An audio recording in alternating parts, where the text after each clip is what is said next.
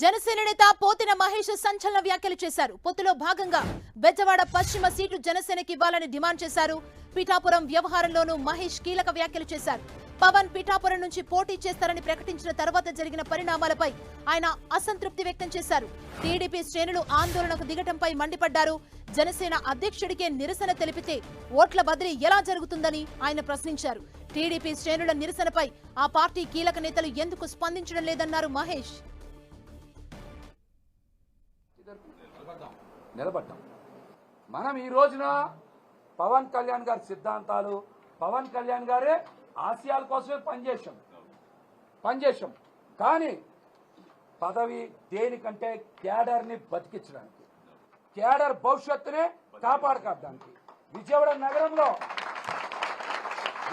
నగరంలో మన క్యాడర్కి భవిష్యత్తు ఉండాలి. విజయవాడ నగరంలో మన క్యాడర్కి పదవులు రావాలి. మన క్యాడర్ నిలబడాలి. మనం వాళ్ళ కోసం నిలబడతాం. ఎందుకు ఈ మాట చెప్తా ఉన్నాం? ఎవరు లేకపోతే మనం ఎవరికి చెప్పుకోవాలి? ఎక్కడికి వెళ్ళాలి? ఇవాళ ఒక పోతిన మహేష్ నిలబడ్డాడు కాబట్టి పశ్చిమ నియోజకవర్గంలోన, విజయవాడలోన కాదు, పవన్ కళ్యాణ్ గారు సంపూర్ణ మద్దతు ఆశీస్సులు ఉండబట్టే విజయవాడ నగరంలో నిలబడ్డాం. 42 మంది కార్పొరేటర్ సీట్లు ఇచ్చాం. ఆ రోజున టౌన్ కమిటీ వేసాం, టెంపుల్ కమిటీ వేసాం, లీగల్ సెల్ వేసాం, ఐటీ ప్రిపేర్ చేశారు, అట్లాగనే అధికార ప్రతినిధులు వేసాం.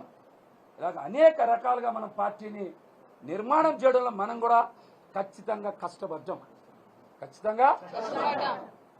మనం మన పార్టీ కోసం, మన పార్టీ ఉనికి కోసం, మన పార్టీ భవిష్యత్తు కోసం, ముఖ్యంగా పార్టీ కేడర్ భవిష్యత్తు కోసమే నేను మీకు ఎప్పుడు చెప్తా ఉన్నాను. నేను పదే చెప్పాను, నా కోసం నేను ఏ పని ఏ రోజు చేయలేదు. నా కోసం నేను ఏ పని చేసుకోవాలి. జనసేన నేత పోతిన మహేష్ సంచలన వ్యాఖ్యలు చేశారు. ఇదే అంశానికి సంబంధించి మరింత సమాచారం మా ప్రతినిధి తిరుమలరావు అందిస్తారు. తిరుమలరావు.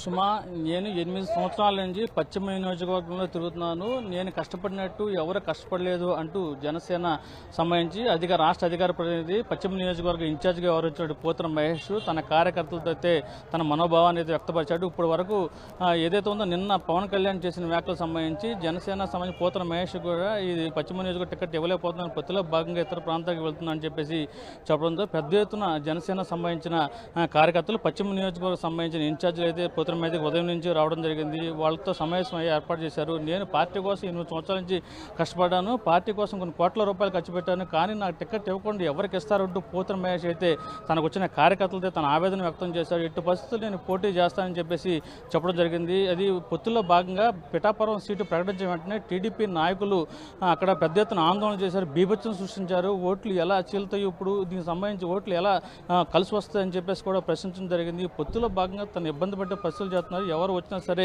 నేను పశ్చిమ నియోజకవర్గం నుంచే పోటీ చేస్తాను అని చెప్పేసి కార్యకర్తలతో భరోసా ఇచ్చారు. మరి కాసేపట్లో కార్యకర్తలు మీటింగ్తో ఉంటారని చెప్పేసి లోపలికి వెళ్ళాడు. అయితే దీనికి సంబంధించి ఏదైతే ఉందో పశ్చిమ నియోజకవర్గం సంబంధించి నేను కష్టపడినట్టు ఎవరు పడలేదు, పార్టీని బలోపేతం చేయడానికి నగర వ్యాప్తంగా నేను అనేక సంబంధించి ఏర్పాటు చేశాను, అదేవిధంగా మంచి టీం అయితే ఏర్పాటు చేశాను. ఈ సమయంలో నాకు సీటు ఇవ్వకుండా ఎలా ఇస్తారు, బయట వ్యక్తికి పొత్తులు ఎలా ఇస్తారని చెప్పేసి ప్రశ్నిస్తున్నారు. మరో విధంగా చెప్పుకుంటే గడప భాగంగా నేను కూడా పశ్చిమ నియోజకవర్గంలో ప్రతి గడప దక్కని ప్రతి ప్రజల సమస్య తెలుసుకున్నాను.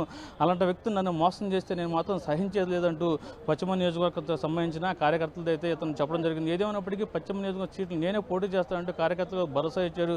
సీటు ఇవ్వని పక్షంలో మా కార్యాచరణ ప్రకటిస్తామని చెప్పి కూడా చెప్పడం